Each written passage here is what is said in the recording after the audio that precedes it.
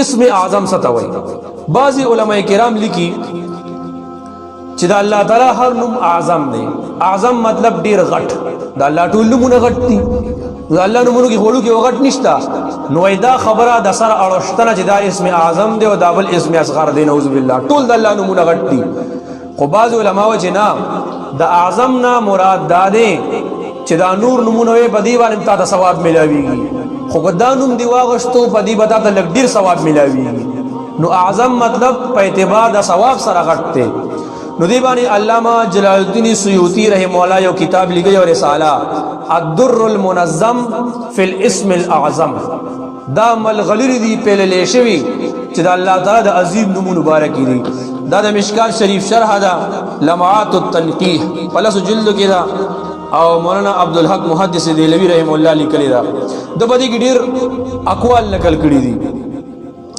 وای څوک پکې دا وای چې اسم اعظم اغه نمونه دي چې دا الله تعالی چاتم ندي خولي لکه شتا خلک وای خو چاته پته نشته چې دا کم دي. دا الله داسې پټ کړی دي څنګه چې د ليله القدر د شپې الله تعالی خلقو ته ندي چې دا کله دا چاته پته نشته.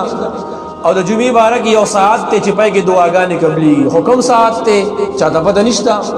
او صلات وسطا درمیانه منځ دا یو منځ دی چاته پته نشته چې دا کم یو نه. او چا ویل دي چې نه لا اله الا هو الاحد الصمد الذي لم يلد ولم يولد ولم يكن له كفوا احد. وإذا چا ویلا دا اسم اعظم دے دے دعا کوي د دعا وقبليږي. او نبی علیہ الصلوۃ والسلام جمعه کې تشریف فرماو یو سړی را دا دعا وکا دا کلمات ویل به دعا وکا. نو نبی صلی الله فرمایل دو د الله تعالی په هغه نوم باندې دعا وغوستا الذي اذا سئل به اجابا چې وای کله بدی باندې سوال وکړي شي اگر الله جواب ورکړي دعای قبلای کله به دوش الله دعا قبلای. دې ته په حدیث کې اسم اعظم ویل شي. او امام سیوطی مولانا نقل کړی د ابن حجر نا چې انه قال هذا ارجح من حيث السند من جميع ما ورد في ذلك. علامه ابن حجر ډیر لوی عالم دی. په بخاری باندې شرح لیکلا فتح الباری دی وای اسم اعظم بارے کې جسم روایت تی پاغټولو کې د سند لحاظ سره صحیح روایت هغه هم دغه حدیث مبارک دی. لا اله الا هو الاحد الصمد الذي لم يلد ولم يولد ولم يكن له كفوا احد. او سوق وين الحنان المنان بديع السماوات والارض ذا الجلال والاكرام يا حي يا قيوم. دا په حدیث د انس رضی الله عنه کې راغلی دی. سوق وين الحي القيوم دا یو بل حدیث کې راغلی دا اسم اعظم دی. بعض روایتو کې راغلی اسماء بنت یزید جهان نقل دی هو الرحمن الرحیم او الحي القيوم دا اسم اعظم دی. او یو بل حدیث مبارک کې راغلی دی لا اله الا انت سبحانك اني كنت من الظالمين د یونس علیه السلام دعا. زګو یو سړی راغو نبی صاحب نه تاسو کو چې د الله حبیب صلی الله علیه وسلم د یونس علیه السلام د پاره څه خاصیت شته. نو نبی صاحب ته چې ولته نبی صاحب ته فرمایل ولتا د الله تعالی دا وینا نه اوریدلی ونجیناه من الغم وكذلك ننجي المؤمنین.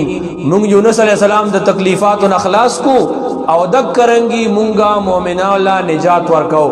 نو نجات یونس علیہ السلام د پسبان ملو شو فلا اله الا انت سبحانك اني كنت من الظالمين باندې. سو کوئی د اسم اعظم دی. سو کوئی بسم الله الرحمن الرحیم اسم اعظم دی. سو کوئی اللہ اسم اعظم دے. سو کوئی الحی القیوم اسم اعظم دے. سو کوئی مالک الملک اسم اعظم دے. او سو کوئی لا الہ الا اللہ محمد الرسول اللہ اسم اعظم دے.